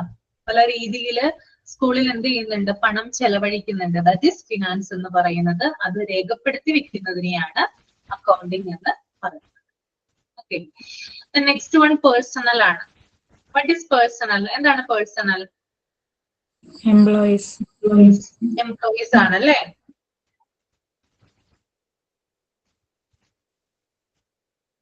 ഒരു സ്കൂള് നല്ല രീതിയിൽ പ്രവർത്തിക്കാൻ ആരാണ് ആവശ്യമായിട്ടുള്ളത്? ആര് വേണം? ടീച്ചേഴ്സും സ്റ്റുഡൻസും. ഏതൊരു സ്ഥാപനമാണെങ്കിലും ഹ്യൂമൻ റിസോഴ്സ് വേണം അല്ലെ, മനുഷ്യ വിഭവങ്ങൾ എന്ന് പറയും. അവരുണ്ടെങ്കിൽ മാത്രമാണ് എന്താണ് നല്ല രീതിയിൽ ആ ഒരു സ്ഥാപനം പ്രവർത്തിക്കുന്നത്. അപ്പോ സ്കൂളിൽ ജോലി ചെയ്യുന്ന എല്ലാവരെയും സംബന്ധിച്ച കാര്യങ്ങൾ, അതായത് എല്ലാ സ്റ്റാഫുകളും എന്തിൽ വരുന്നതാണ്, പേഴ്സണലിൽ വരുന്നതാണ്. അതിനകത്ത് സ്റ്റാഫുകളെ പരിശീലിപ്പിക്കുന്നത്, അവരെ ട്രെയിൻ ചെയ്യുന്നത്, അവർക്ക് അവധി നൽകുന്നത്, പിന്നെ അവർക്ക് മറ്റ് ബെനിഫിറ്റ്സുകൾ കിട്ടുന്നത്, ഇതൊക്കെ ഇതിനകത്ത് വരുന്ന കാര്യങ്ങളാണ്. പേഴ്സണലുമായിട്ട് വരുന്ന കാര്യങ്ങളാണ്. നമ്മൾ ഹ്യൂമൻ റിസോഴ്സ് എന്നൊക്കെ പറയുന്ന ഒരു ഇതുണ്ട്. നമ്മുടെ വേറെ എന്താ പറയാ, നമ്മൾ വേറെ ചില കാര്യങ്ങളൊക്കെ പഠിക്കുമ്പോൾ ഹ്യൂമൻ റിസോഴ്സ് പഠിക്കും. അപ്പോ അതിനകത്ത് ഉള്ള ഒരു കാര്യമാണ് ആളുകളെ സെലക്ട് ചെയ്യുക, പിന്നെ അതുപോലെ തന്നെ ആളുകളെ റിക്രൂട്ട് ചെയ്യുക, ആളുകൾക്ക് വേണ്ടിയിട്ടുള്ള ട്രെയിനിങ് കൊടുക്കുക, അതുപോലെ അവരുടെ ബെനിഫിറ്റ്സുകൾ, പലതരം ബെനിഫിറ്റ്സുകൾ ഉണ്ടല്ലേ. ഒരു പേഴ്സണൽ ആയാലും അല്ലെങ്കിൽ ഒരു സ്ഥാപനത്തിൽ വർക്ക് ചെയ്യുന്ന ആളുകളാണെങ്കിൽ പലതരത്തിലുള്ള ബെനിഫിറ്റ്സ് ഉണ്ടാവും. സാലറി കറക്റ്റ് ആയിട്ട് കൊടുക്കണം, അതുപോലെ തന്നെ അതിന് പുറമെ ഇന്റൻസീവ് ബോണസ് എന്നൊക്കെ പറഞ്ഞിട്ട് കുറെ കാര്യങ്ങളുണ്ട്. പിന്നെ പലതരത്തിലുള്ള മോട്ടിവേഷൻ കൊടുക്കും സ്റ്റാഫുകൾക്കൊക്കെ. ഒരു ടീച്ചർ ആണെങ്കിൽ ആ ടീച്ചറെ മോട്ടിവേറ്റ് ചെയ്യുന്നതിന് വേണ്ടിയിട്ട് പലതരത്തിലുള്ള കാര്യങ്ങൾ കൊടുക്കാറുണ്ട്. അത് പദവിയായിട്ട് കൊടുക്കുന്നതായിരിക്കാം, അംഗീകാരം, പലവിധ അംഗീകാരങ്ങൾ കൊടുക്കുന്നതായിരിക്കാം. ഇപ്പൊ ഒരു ടീച്ചറെ ആദരിക്കുകയാണെന്ന് വിചാരിക്കുക. ഓക്കെ, ഒരു ടീച്ചറെ പൊന്നാട അണിയിക്കുന്നു, അല്ലെങ്കിൽ ഒരു ടീച്ചർക്ക് ട്രോഫി കൊടുക്കുന്നു. ഇതൊക്കെ മോട്ടിവേഷന്റെ ഭാഗമായിട്ടാണ് വരുന്നത്. അപ്പൊ ഇത്തരത്തിലുള്ള കാര്യങ്ങളൊക്കെ പേഴ്സണലില് വരുന്നതാണ്. ക്ലിയർ ആണോ? Personal. Okay, next one is coordination ആണ് കേട്ടോ. എന്താണ് കോർഡിനേഷൻ എന്ന് പറഞ്ഞാല്? What is coordination? സ്ഥാപനം ആഗ്രഹിച്ച ഗോൾ നേടാൻ ജോലിക്കാരുടെ കഴിവ് ഒരുമിച്ച് കൊണ്ടുപോകാൻ സാധിക്കുന്ന ഒന്ന്. അതായത് സ്ഥാപനത്തിന് ഇന്ന ലക്ഷ്യങ്ങൾ നേടുന്നതിന് വേണ്ടിയിട്ട് എന്ത് വേണം? ആളുകള് എല്ലാവരും പരസ്പരം കോർഡിനേറ്റ് ചെയ്യണം അല്ലെ. കോർഡിനേറ്റ് ചെയ്താൽ മാത്രമല്ലേ നല്ല രീതിയിൽ ഒരു സ്ഥാപനം പ്രവർത്തിക്കാം, ആണോ? സ്ഥാപനമായിക്കോട്ടെ എന്ത് തന്നെ ആയിക്കോട്ടെ പരസ്പരം ഒരു കോർഡിനേഷൻ വേണം. നിങ്ങളിപ്പോ ഒരു ക്ലാസ് ആണ് അല്ലെ, PG ക്ലാസ് ആണ്. നിങ്ങൾ തമ്മിൽ പരസ്പരം കോർഡിനേഷൻ ഇല്ല, എപ്പോഴും വഴക്കാണ്, ഒരാള് പറയുന്നത് മറ്റൊരാൾ എതിർക്കുന്നു, അങ്ങനെയുള്ള കാര്യങ്ങളൊക്കെ ഉണ്ടെങ്കിൽ ഈ ക്ലാസ് നല്ല രീതിയിൽ മുമ്പോട്ട് പോവോ? അപ്പൊ തന്നെ സ്റ്റോപ്പ് ആവില്ലേ? ആണോ ഇല്ലയോ? അതെ മാം, സ്റ്റോപ്പ് ആവും. ആവില്ലേ? അപ്പൊ അതുപോലെ തന്നെയാണ് ഒരു സ്കൂളിന്റെ എല്ലാവിധ പ്രവർത്തനങ്ങൾക്കും എന്ത് വേണം? കോർഡിനേഷൻ ആവശ്യമാണ്. അതിപ്പോ ഫിനാൻസുമായി ബന്ധപ്പെട്ട കാര്യങ്ങളായിക്കോട്ടെ, പേഴ്സണലുമായി ബന്ധപ്പെട്ട കാര്യങ്ങളായിക്കോട്ടെ, സ്റ്റുഡൻസ് ആയിക്കോട്ടെ, മാനേജ്മെന്റ് ആയിക്കോട്ടെ, ഇവര് തമ്മിൽ പരസ്പരം കോർഡിനേഷൻ ഉണ്ടെങ്കിൽ മാത്രമാണ് നല്ല രീതിയിൽ എന്ത് ചെയ്യുക, ഒരു ഇൻസ്റ്റിറ്റ്യൂഷൻ മുന്നോട്ട് പോവുക. ഓക്കെ, അപ്പോ coordination is most important. Okay, അപ്പോ നമ്മളിപ്പോ പറഞ്ഞത് 5 ആസ്പെക്ട്സ് ആണ്, അതായത് ഏരിയാസ് ആണ്. ആരാണ് ഏരിയാസ് തിരിച്ചിരിക്കുന്നത്? ഓഡ്വേർഡ് ആണ് കേട്ടോ, അത് ഓർത്തിരിക്കുക. 5 കാര്യങ്ങളും ക്ലിയർ അല്ലേ പറഞ്ഞത്? പറഞ്ഞെന്താണ് ഏരിയാസ്? കേട്ടില്ല, ബ്രേക്ക് ആയി. ഓഡ്വേർഡ് ഡിവൈഡ് ചെയ്തിരിക്കുന്ന ഏരിയാസ് ആണ് എഡ്യൂക്കേഷണൽ അഡ്മിനിസ്ട്രേഷനിൽ. ഓഡ്വേർഡ് എന്ന് പറയുന്ന ഒരാളാണ്, അദ്ദേഹമാണ് ഈ ഏരിയാസിനെ ഇങ്ങനെ ഡിവൈഡ് ചെയ്ത് കൊടുത്തിരിക്കുന്നത്. എന്നിട്ട് അതിനകത്ത് ഓരോ കാര്യങ്ങൾ എക്സ്പ്ലെയിൻ ചെയ്തിരിക്കുന്നത്. ഇവിടെ കൊടുത്തിട്ടുണ്ട്.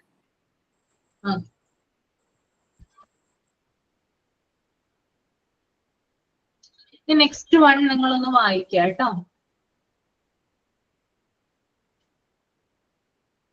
സ്കോപ്പ് ഓഫ് ആസ്പെക്ട്സ്, അതൊന്ന് 2 മിനിറ്റ് എടുത്തൊന്ന് റീഡ് ചെയ്തേ.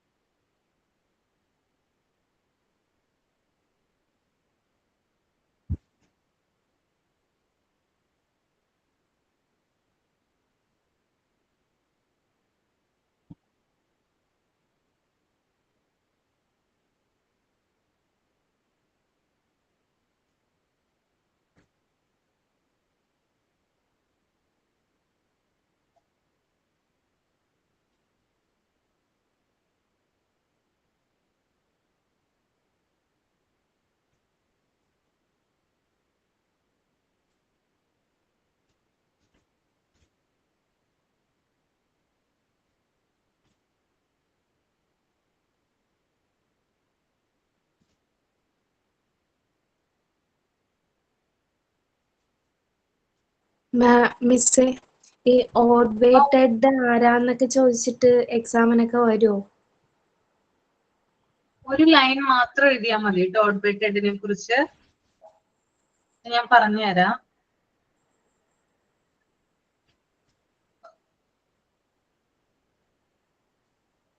ഓഡ്വേറ്റഡ് was an American organisational theorist. അദ്ദേഹം ഏത് രാജ്യക്കാരൻ അല്ലെങ്കിൽ ഏതുമായി ബന്ധപ്പെട്ട ഇതാണെന്ന് ചോദിക്കാം, ഏത് കൺട്രിയുമായി ബന്ധപ്പെട്ടിട്ടുള്ള ഫിലോസഫർ ആണെന്ന് ചോദിക്കാം. അമേരിക്കയാണ്, ചിലപ്പോ അതായിരിക്കും ക്വസ്റ്റ്യൻ ആയിട്ട് ഉണ്ടാവുക. അല്ലാതെ കൂടുതൽ ഇതൊന്നും വേണ്ട, എക്സ്പ്ലനേഷൻ വേണ്ട കേട്ടോ. ഒന്ന് നിങ്ങൾ നോട്ട് ചെയ്യുക. Ordway Tead was an American organisational theorist. മിസ്സേ, അപ്പൊ ശരിക്കും പറഞ്ഞാൽ ഞങ്ങള് പുറത്തുനിന്നും പഠിക്കണം എന്നാണ് പറഞ്ഞിരുന്നല്ലേ? പറഞ്ഞിരുന്നത്, പക്ഷെ ഓഡ്വേറ്റഡിനെ കുറിച്ച് കൂടുതലായിട്ടുള്ള എക്സ്പ്ലനേഷൻ ഉണ്ടാവില്ല.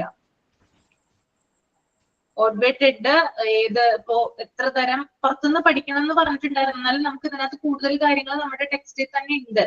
അത് നോക്കിയാൽ മതി. 5 ഏരിയാസ് ആയിട്ട് ഓഡ്വേറ്റഡ് ആണ് എഡ്യൂക്കേഷണൽ അഡ്മിനിസ്ട്രേഷനെ ഡിവൈഡ് ചെയ്തിരിക്കുന്നത്. അപ്പൊ അത് ചോദിക്കാം, എത്ര മേഖലകളായിട്ടാണ് ഡിവൈഡ് ചെയ്തിരിക്കുന്നത്, ഏതൊക്കെയാണവ, പിന്നെ ആരാണ് ഓഡ്വേറ്റഡ് എന്ന് പറയുന്നത്, ഏത് കൺട്രിയുമായി ബന്ധപ്പെട്ടിട്ടുള്ള ആളാണ്, അങ്ങനെയുള്ള ചോദ്യങ്ങളാണ് കൂടുതൽ വരിക കേട്ടോ. അതിനെ കുറിച്ച് ഓർത്ത് ഇപ്പൊ ടെൻഷൻ ആവണ്ട. MCQ ആയിരിക്കില്ലേ? MCQ ആയിരിക്കും. അതെ കേട്ടോ, MCQ ആണ്. Ordway Tead was an American organisational theorist. പിന്നെ അതുപോലെ തന്നെ ഇദ്ദേഹത്തിന് കുറെ ഇൻഡസ്ട്രിയൽ ആയിട്ടുള്ള തിയറീസ്, വ്യാവസായികപരമായിട്ടുള്ള കുറച്ച് തിയറികൾ ഇദ്ദേഹം കൊണ്ടുവന്നിട്ടുണ്ട്. അത്രയേ ഉള്ളൂ, വേറെ ഒന്നുമില്ല കേട്ടോ. ഈ എഡ്യൂക്കേഷൻ അഡ്മിനിസ്ട്രേഷന്റെ ഏരിയാസ് കൊണ്ടുവന്നത് ആരാ, അങ്ങനെയൊക്കെ ചോദിക്കാവോ? ഏരിയാസ് കൊണ്ടുവന്നത് അങ്ങനെ നമുക്ക് അങ്ങനെ ചോദിക്കില്ല, കാരണം അങ്ങനെയുള്ള ചോദ്യങ്ങൾക്ക് കൺഫ്യൂഷൻ വരും. പലരും കൊണ്ടുവന്നിട്ടുണ്ട്. അപ്പൊ അങ്ങനെ ഓഡ്വേറ്റഡ് എത്ര മേഖലകളായിട്ട് ഇതിനെ തിരിച്ചിരിക്കുന്നു എന്ന് ചോദിക്കാം. അങ്ങനെ ചോദിക്കാം. 5 ആയിട്ട് തിരിക്കാമല്ലോ നമുക്ക്, അങ്ങനെ ചോദിക്കാം.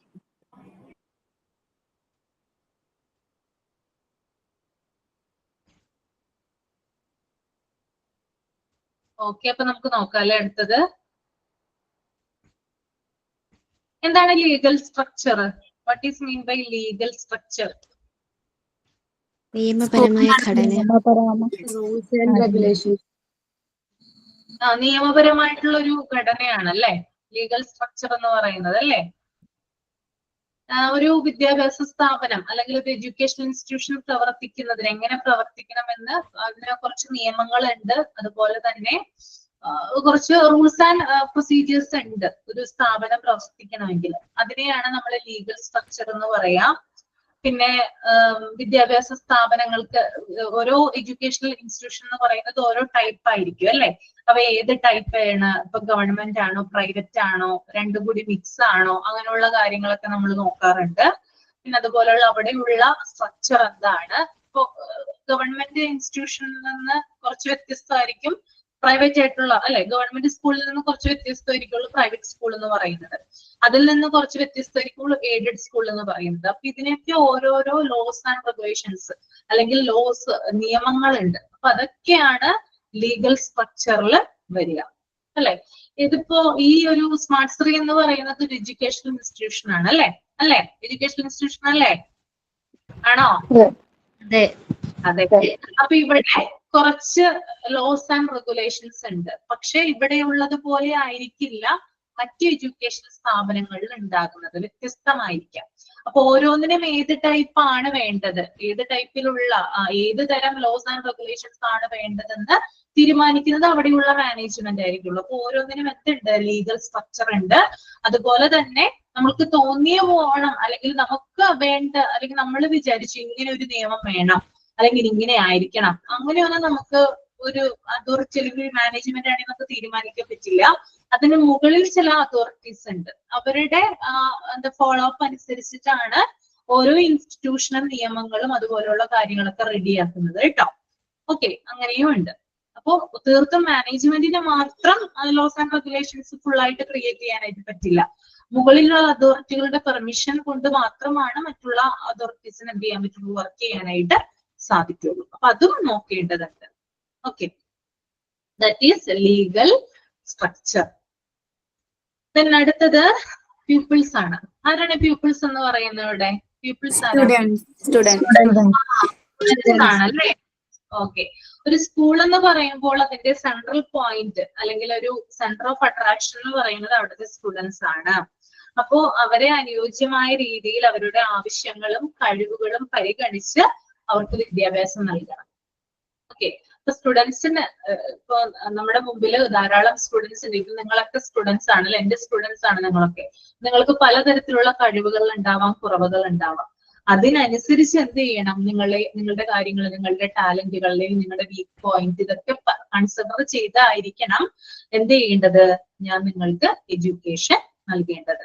ഇന്നത്തെ ചില ആളുകൾക്ക് പറയാനായിട്ട് ചിലപ്പോൾ ബുദ്ധിമുട്ടുകൾ ഉണ്ടാവും. എന്തെങ്കിലും ചോദിക്കുമ്പോൾ പറയാനായിട്ട് കുറച്ച് പേടിയോ അല്ലെങ്കിൽ ടെൻഷനോ ഒക്കെ ഉണ്ടാവും. അത് മറ്റു ചില സ്റ്റുഡൻസ് എന്ന് പറഞ്ഞാല് എല്ലാരും ഓപ്പൺ ആയിട്ട് പറയുന്നവരാണ്. അപ്പൊ രണ്ടും രണ്ട് രീതിയിലുള്ളവരാണ്. ഇവർ രണ്ടു കൂട്ടരെയും ഞാൻ പരിഗണിച്ചുകൊണ്ട് വേണം ഞാൻ പഠിപ്പിക്കാനായിട്ട് അല്ലെ, എഡ്യൂക്കേഷൻ കൊടുക്കാനായിട്ട്. That is peoples. അപ്പൊ സ്റ്റുഡൻസ് എന്ന് പറയുന്നത് സ്റ്റുഡൻസിനെയാണ് ഇവിടെ ഇമ്പോർട്ടന്റ് ആയിട്ട് കാണുന്നത്. അവരുടെ കഴിവുകൾക്കനുസരിച്ചും അവരുടെ കുറവുകൾക്കനുസരിച്ചും എഡ്യൂക്കേഷൻ നൽകുക എന്നുള്ളതാണ് ഒരു സ്ഥാപനത്തിന്റെ ലക്ഷ്യം എന്ന് പറയുന്നത്. ഓക്കെ, ക്ലിയർ ആണോ? ഓക്കെ ആണ്? അതെ മാം, ഓക്കെ ആണ്. Okay, okay. അടുത്തത് പറയുന്നതിന് മുമ്പായിട്ടേ നമുക്ക് കുറച്ച് കാര്യങ്ങളുണ്ട്. സെമിനാർ നമുക്ക് ഒന്നും കൂടി ഒന്ന് എഴുതിയെടുക്കണം. ആരൊക്കെയാണ് പ്രസന്റ് ചെയ്യുന്നത് അടുത്ത ക്ലാസ്സിൽ? മാം അതിനു മുമ്പ് ഒരു കാര്യം ചോദിച്ചോട്ടെ മാം, നമുക്ക് എല്ലാ ദിവസവും ക്ലാസ് ഉണ്ടോ? നാളെയും ക്ലാസ് ഉണ്ടോ? ബുധൻ, വ്യാഴം, വെള്ളി നിങ്ങൾക്ക് ടൈം ടേബിൾ തന്നിട്ടില്ലേ? ഇല്ല, ഇന്നൊരു കൺഫ്യൂഷൻ ആയി കയറാൻ ഉണ്ടോ ഇല്ലയോ എന്ന് അറിഞ്ഞില്ല. ബുധൻ, വ്യാഴം, വെള്ളി ദിവസങ്ങളിലാണ് ക്ലാസ് ഉള്ളത് കേട്ടോ. അങ്ങനെയാണ് എനിക്ക് കിട്ടിയ ഇൻഫോർമേഷൻ. അതല്ല, ബുധനാഴ്ച മാത്രമാണ് എനിക്ക് ഇന്ന് ക്ലാസ് ഉണ്ടെന്നും പറഞ്ഞിട്ടതേ. അപ്പൊ നമുക്കൊരു കൺഫ്യൂഷൻ വന്നു. ബുധനും വ്യാഴവും വെള്ളിയും 7 to 8 അല്ലേ? 7 to 8 ആണ് സമയം. ബുധനാഴ്ച നിഷാന്തിന്റെ ക്ലാസ് ആണ്, വ്യാഴാഴ്ചന്റെ ക്ലാസ് ആണ്, വെള്ളിയാഴ്ച അപർണ മിസ്സിന്റെ ക്ലാസ് ആണ്. Okay ma'am, okay okay, thank U. 7 to 8 തന്നെയാണ് കേട്ടോ. ഓക്കെ, അപ്പൊ നിങ്ങൾക്ക് ഇട്ടിട്ടില്ല, നിങ്ങളുടെ ഗ്രൂപ്പിലൊന്നും ഇട്ടിട്ടില്ല അല്ലേ? ഇല്ല, ഫസ്റ്റ് പറഞ്ഞത് മൺഡേ ടു ഫ്രൈഡേ വരെ ക്ലാസ് ഉണ്ട് എന്നാണ് അന്ന് പറഞ്ഞിരുന്നത്. ഉച്ചയ്ക്ക് 2:30 തൊട്ട് 3:30 വരെ ടൈം പറഞ്ഞു. അപ്പൊ അത് ആരൊക്കെ മാറ്റിയിട്ടുണ്ടായിരുന്നു. നമ്മളെല്ലാവരും പറഞ്ഞായിരുന്നു പകല് പറ്റില്ല എന്ന് പറഞ്ഞായിരുന്നു. നിങ്ങളുടെ സജഷൻ കൊണ്ടാണ് രാത്രി ആക്കിയത്. നിങ്ങൾക്ക് ഏറിയ പേർക്കും രാത്രിയല്ല താല്പര്യം കയറാനായിട്ടുണ്ടായിരുന്നേ, അല്ലേ? ആണോ? എന്താ മാം? കേട്ടില്ല. രാത്രിയാണ് കുട്ടികൾ സജഷൻ പറഞ്ഞെന്ന് പറഞ്ഞു ഞങ്ങളോട്. അതെ അതെ അതെ, കൂടുതലും രാത്രിയാണ്. എല്ലാരും വർക്കിങ്ങും ഇന്റേൺഷിപ്പ് ഒക്കെ ആയിട്ട് നിൽക്കുമല്ലേ മാം? അതെ അതെ, അതുകൊണ്ടാണ് രാത്രിയാക്കിയത്. പക്ഷെ എല്ലാ ദിവസവും വരാനായിട്ട് ബുദ്ധിമുട്ടുള്ളതുകൊണ്ടാണ് 3 ദിവസം ആക്കിയത് കേട്ടോ. പക്ഷെ നമ്മൾക്കിത് കവർ ആയില്ലെങ്കിൽ ഞങ്ങൾ അതിനനുസരിച്ച് ക്ലാസ്സുകൾ കൂട്ടും. ഓക്കെ, ഇത് മതിയെന്ന് തോന്നുന്നു മാം. ക്ലാസ് സ്പീഡിൽ പോയാൽ നമുക്ക് സെമിനാറിനൊക്കെ ടൈം കിട്ടും. സെമിനാറൊക്കെ ആകുമ്പോൾ കഴിഞ്ഞ് കിട്ടും. ഇനി അഥവാ തീർന്നില്ലെങ്കിൽ നമുക്ക് കൂടുതൽ വെക്കാം എന്നാണ് പറഞ്ഞത്. ആദ്യം ഇങ്ങനെ തന്നെയായിരിക്കും പോവുക. ആ ലാസ്റ്റ് സമയത്ത് തീർന്നില്ലെങ്കിൽ നമുക്ക് കൂടുതൽ ക്ലാസ്സുകൾ വെക്കാം. അങ്ങനെയാ തീരുമാനിച്ചിരിക്കുന്നത്. ഓക്കെ ഓക്കെ, അപ്പോ അതാണ് പറയാനുള്ളത്. ഇനി സെമിനാറിന്റെ കാര്യം ഒന്ന് പറയട്ടോ. ആരൊക്കെയാണ് അടുത്ത ക്ലാസ്സിൽ സെമിനാർ അവതരിപ്പിക്കുന്നതെന്ന് എനിക്കൊന്ന് ഇൻഫോർമേഷൻ തന്നെ. ഇപ്പോ ഏതാണ് ടോപ്പിക് എന്ന് കൂടി നിങ്ങൾ സെലക്ട് ചെയ്യണം. ഏത് ലെസൺ എന്ന് വേണമെങ്കിലും നമുക്ക് എടുക്കാൻ പറ്റുമോ? ഇനി മാം എടുക്കാനുള്ള ചാപ്റ്റേഴ്സ് വെച്ചാണ് നമ്മൾ എടുക്കേണ്ടത്. ഇല്ല, ഏത് വേണമെങ്കിലും നിങ്ങൾക്ക് എടുക്കാം. 5 പേര് റെഡി ആകണം എന്ന് മാത്രം. ഒരു കാര്യം ചെയ്യാം, 5 പേരുടെ പേര് മാത്രം ഇപ്പൊ പറഞ്ഞാൽ മതി. നിങ്ങൾക്ക് ഇഷ്ടമുള്ള ടോപ്പിക് നിങ്ങൾക്ക് എടുക്കാം കേട്ടോ. ആ ടോപ്പിക് ഇപ്പൊ തന്നെ പറയണോ? ഇപ്പൊ തന്നെ പറയണ്ട, ടോപ്പിക് പറയേണ്ട ആവശ്യമില്ല. അത് അടുത്ത ക്ലാസ്സിൽ പ്രസന്റ് ചെയ്യുമ്പോൾ പറഞ്ഞാൽ മതി. മാം, അതായത് ഇതിന്റെ താഴേക്കുള്ള എടുക്കാത്ത പുതിയത് നോക്കാവോ? കുഴപ്പമില്ലേ? എടുക്കാത്തതെന്ന് പറഞ്ഞാല് കണ്ടിന്യൂ ചെയ്ത് പോകുന്നതാണ് കുറച്ചും കൂടി നല്ലത്, ഒരു കണ്ടിന്യൂഷൻ കിട്ടുന്നതിന് വേണ്ടിയിട്ട്. അടുത്ത ടോപ്പിക്കോ? അടുത്ത ടോപ്പിക് ഇഷ്ടമുള്ളത് എടുക്കാം. എന്നാലും എന്താ പറയാ, നമ്മൾ ഇടക്കിട്ട് വെക്കുമ്പോഴേ, ഇപ്പൊ ഞാനിവിടെ പ്യൂപ്പിൾസ് വരെ ഇപ്പൊ എടുത്തു. അത് കഴിഞ്ഞിട്ട് നിങ്ങൾ വേറൊരു ടോപ്പിക്കുകളിലോട്ടാണ് പോകുന്നെങ്കിൽ ഒരു കണ്ടിന്യൂഷൻ കിട്ടില്ല അവിടെ. അപ്പൊ കുറച്ചും കൂടി നല്ലത് കണ്ടിന്യൂഷൻ, അതായത് കണ്ടിന്യൂ ആയിട്ട് പോകുന്നതാണ് കുറച്ചും കൂടി ബെറ്റർ. ഓക്കെ, ഇതിപ്പോ പറയണ്ട, ഇത് ഞാൻ വൈൻഡ് അപ്പ് ചെയ്തോളാം. എവിടം വരെ പബ്ലിക് റിലേഷൻ വരെ ഞാൻ പറഞ്ഞോളാം. അത് നിങ്ങൾ പറയണ്ട, കാരണം ഞാനത് തുടങ്ങി വെച്ചതായിരുന്നു. അപ്പൊ ഞാൻ തന്നെ അത് തീർത്തോളാം. അപ്പൊ നിങ്ങൾ പറയണ്ട. Next one maintenance of discipline തുടങ്ങിയാണ് നിങ്ങൾക്ക് എടുക്കാനുള്ള സെമിനാർ ടോപ്പിക് കേട്ടോ. അപ്പൊ അതിൽ നിന്ന് നിങ്ങളൊന്ന് ഓർഡർ ആയിട്ട് കറക്റ്റ് രീതിയിൽ പോവുകയാണെന്നുണ്ടെങ്കിൽ നമുക്കത് ഫിനിഷ് ചെയ്യാം. 5 പേര് ഇപ്പൊ മെയിൻ്റനൻസ് ഓഫ് ഡിസിപ്ലിൻ ഒരാൾ എടുക്കുക, മോഡേൺ കൺസെപ്റ്റ് ഓഫ് ഡിസിപ്ലിൻ ഒരാൾ എടുക്കുക, അതുപോലെ ഡിസിപ്ലിൻ സ്കൂൾ ഒരാൾ എടുക്കുക. ചെറിയ ടോപ്പിക്സ് ആണോ എടുക്കേണ്ടത്? ചെറിയത് മതി, കാരണം 5 മിനിറ്റ് നമുക്ക് സമയമുള്ളൂ മോളെ. 5 മിനിറ്റ് കൊണ്ട് തീർക്കണം.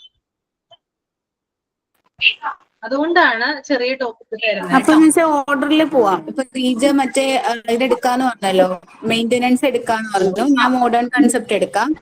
അപ്പൊ അടുത്ത ടാസ്കിന് പേരിട്ടിരിക്കല്ലേ, ഡിസിപ്ലിൻ ഇൻ സ്കൂൾ എടുക്കും. അപ്പൊ അങ്ങനെ പോവാം. 3 പേരായില്ലോ, 2 പേര്. മാം, ഇമ്പോർട്ടൻസ് ഓഫ് ഡിസിപ്ലിൻ മാം എത്ര ടൈം ഡ്യൂറേഷൻ അങ്ങനെ എന്തെങ്കിലും ഉണ്ടോ ഒരാൾക്ക്?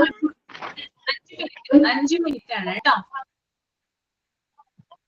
5 മിനിറ്റ് വെച്ചിട്ടാണ് കേട്ടോ. 5 പേര് പ്രസന്റ് ചെയ്യാൻ വേണം. മാം, ഇത് എപ്പോഴും നാളത്തേക്കാണോ? നാളത്തേക്കല്ല മോളെ. ഇനി എന്റെ ക്ലാസ് വരുന്നത് അടുത്ത ആഴ്ചയാണ്, അടുത്ത വീക്കിലാണ് ചെയ്യേണ്ടത് കേട്ടോ. ഒരു ക്ലാസ് അല്ലേ ഉള്ളൂ, തേഴ്സ്ഡേ മാത്രം. മറ്റുള്ള ഇപ്പൊ എന്റെ മാത്രമല്ല, ടെജിഷ മിസ്സിന്റെയോ അപർണ മിസ്സിന്റെ ഒക്കെ ഇതിൽ നിങ്ങൾ എടുക്കണം, സെമിനാർ എടുക്കണം, എടുക്കാത്തവര്. Okay ma'am, importance of discipline ഇല്ലേ, അതില് ഓരോ ഇത് ഹെഡ് മാസ്റ്റർ അങ്ങനെ ഓരോ ആൾക്കാരെ ക്യാരക്ടറൈസ് ചെയ്ത് പറയുന്നില്ല. അപ്പൊ നമുക്ക് 5 മിനിറ്റ് കൊണ്ട് അത്രയും ഫുൾ ആയിട്ട് കവർ ചെയ്യാൻ പറ്റില്ലല്ലോ. അപ്പൊ അത് ഓരോ ആൾക്കാരായിരിക്കും. അതായത് ഷോർട്ട് ആയിട്ട് എഴുതിയാൽ മതി. 5 മിനിറ്റ് കൊണ്ട് നിങ്ങൾക്ക് എങ്ങനെയാണ് അത് കൺക്ലൂഡ് ചെയ്യാൻ പറ്റുക, അല്ലെങ്കിൽ പ്രസന്റ് ചെയ്യാൻ പറ്റുക, ആ തരത്തിൽ അവതരിപ്പിച്ചാൽ മതി. കൂടുതൽ ഡീറ്റെയിലോട്ട് പോവേണ്ടതില്ല കേട്ടോ. അപ്പൊ ഇതിൽ പറയുന്ന ഇത് ഹെഡ് മാസ്റ്റർ, ഇത് ടീച്ചർ, അതൊക്കെ ഒരാൾ തന്നെ എടുക്കണം. എന്താണ്? അതെ അതെ അതെ, ഇമ്പോർട്ടൻസ് ഓഫ് ഡിസിപ്ലിൻ എന്ന് പറയുന്ന ആ ഒരു ഹെഡ് മാസ്റ്റർ പറഞ്ഞിട്ടുണ്ട്. അതൊരാള് ഈ ഇതല്ലേ. ഇത് വേണമെങ്കിൽ ഡിവൈഡ് ചെയ്ത് തരാം. കൂടുതലായിട്ടുള്ളത് വരുമ്പോ ഡിവൈഡ് ചെയ്ത് തരാം കേട്ടോ. ഓക്കെ മാം. ഡിവൈഡ് ചെയ്ത് തരാം. ഇപ്പൊ ഡിസിപ്ലിൻ സ്കൂൾ വരെ ആയോ നിങ്ങള്? എത്ര പേരായി ഇപ്പോ? Maintenance of discipline, discipline in school.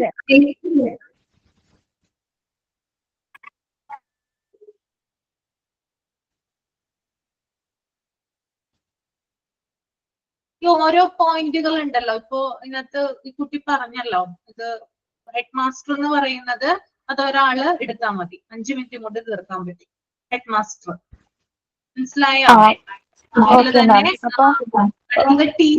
ടീച്ചറിനെ കുറിച്ച് ഒരാൾ പറഞ്ഞാൽ മതി. അപ്പൊ നമുക്ക് കൂടുതൽ എക്സ്പ്ലനേഷൻ കിട്ടും. എവിടെ നിന്ന് എക്സാമിന് നമുക്ക് ചോദിച്ചാലും എഴുതാൻ പറ്റും. ഒരാൾ എടുത്താൽ മതി കേട്ടോ, അതാണ് നല്ലത്. ടീച്ചർ, പിന്നെ ടീച്ചിങ് മെത്തേഡ്സ് ഒരാൾ എടുക്കുക, പിന്നെ എ ഗുഡ് സ്കൂൾ എൻവയൺമെന്റ് ഒരാൾ എടുക്കുക, കോ കരിക്കുലർ ആക്ടിവിറ്റീസ് എടുക്കുക. അപ്പൊ അത് വരുന്ന ക്ലാസ്സിൽ നമുക്ക് കംപ്ലീറ്റ് ചെയ്യാം. ഓക്കെ. ഇനി ഞാൻ ഇത് കഴിഞ്ഞിട്ട് ഞാൻ എടുക്കുമല്ലോ, ആ ഭാഗങ്ങൾ നിങ്ങൾ കണ്ടക്ട് ചെയ്യേണ്ടതില്ല. പിന്നെ ബാക്കി നമുക്ക് കണ്ടിന്യൂ ചെയ്യാം. അങ്ങനെ പോകാം. അപ്പൊ അടുത്ത ക്ലാസ്സിലേക്ക് വേണ്ടിയിട്ടാണ് ഞാൻ ഈ പറഞ്ഞത് കേട്ടോ. അപ്പൊ അടുത്ത ക്ലാസ്സിൽ 5 പേര് റെഡി ആവുക. സബ്ജക്ട് ഞാൻ പറയാം. ഫസ്റ്റ് എന്ന് പറയുന്നത് മെയിൻ്റനൻസ് ഓഫ് ഡിസിപ്ലിൻ ആണ്. അതൊരാൾ കണ്ടക്ട് ചെയ്യുക. അടുത്ത ക്ലാസ്സിൽ പേരൊക്കെ എന്നോട് അടുത്ത ക്ലാസ്സിൽ ആരൊക്കെയാണെന്നുള്ളത് ഇപ്പൊ പറഞ്ഞിട്ടില്ലെങ്കിൽ കൺഫ്യൂഷൻ ആവില്ലേ? കൺഫ്യൂഷൻ ആവുമല്ലോ, അന്നൊന്ന് പറഞ്ഞോളൂ കേട്ടോ. മെയിൻ്റനൻസ് ഓഫ് ഡിസിപ്ലിൻ ആരാണ്? റീജ അല്ലേ? റീജ ആണോ? Reeja, okay.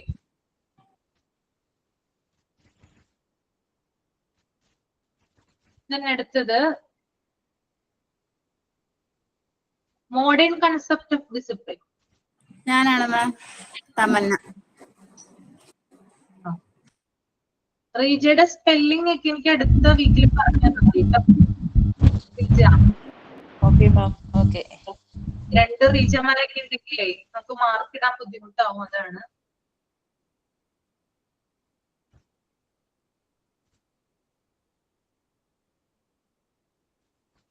Then discipline in school. ഞാനാണ് മാം. പ്രശ്നം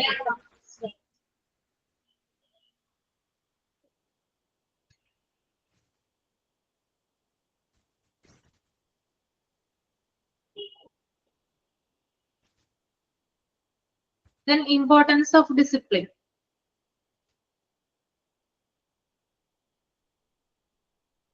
ആരാണ്?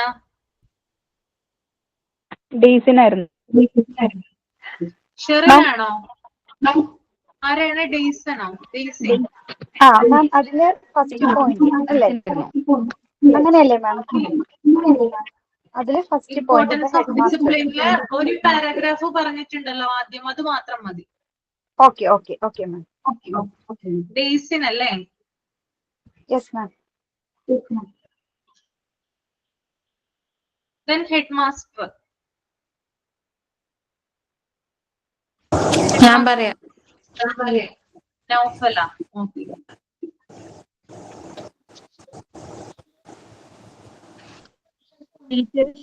അപ്പോ എന്താ ഷെറിനെ?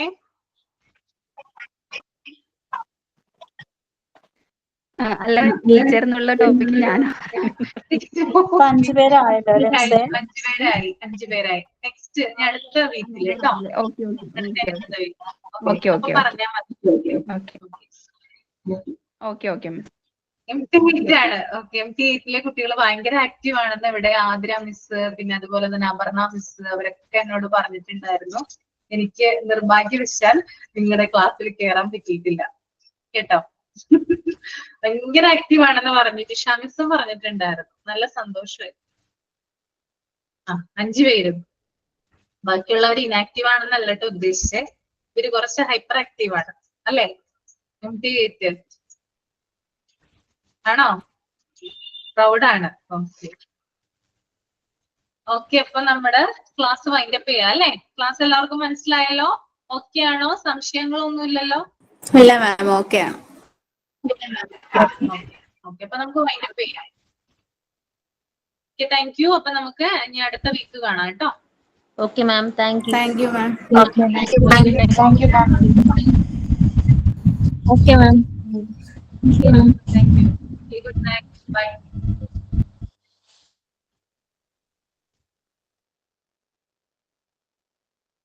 Thank you ma'am.